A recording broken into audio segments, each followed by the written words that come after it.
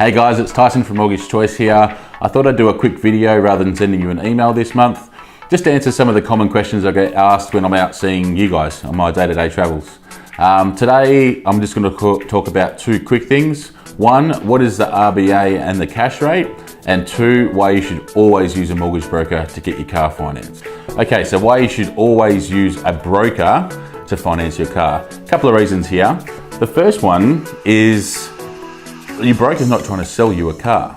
If you walk into a car yard and pick a car out, the yard's going to figure out a way to try finance that vehicle so you drive it out there the next day.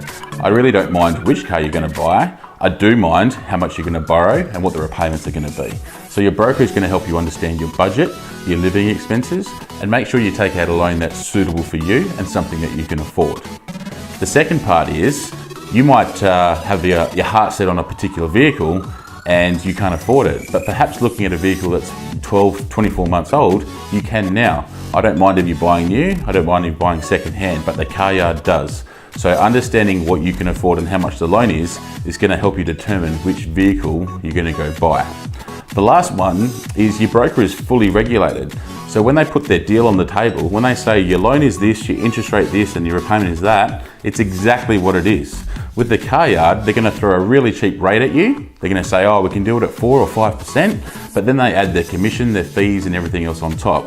So dealing with a broker is transparent, it's upfront, and you know the deal is suitable for you and not suitable for the car yard. Okay, so the RBA and the cash rate.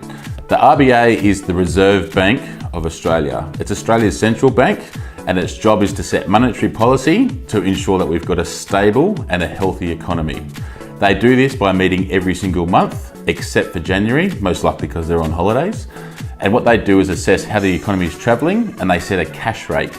Now, the cash rate is something that is set to determine what banks can lend money from the RBA at, and also what they can lend money from other lending institutions at as well. And then they add a little margin on top of that, and that's what your interest rate comes from. So your interest rate is the cash rate plus the margin the bank is trying to make on top of it, or their profit, okay? When your cash rate is low, then your interest rates are low. When the cash rate is high, your interest rates are high.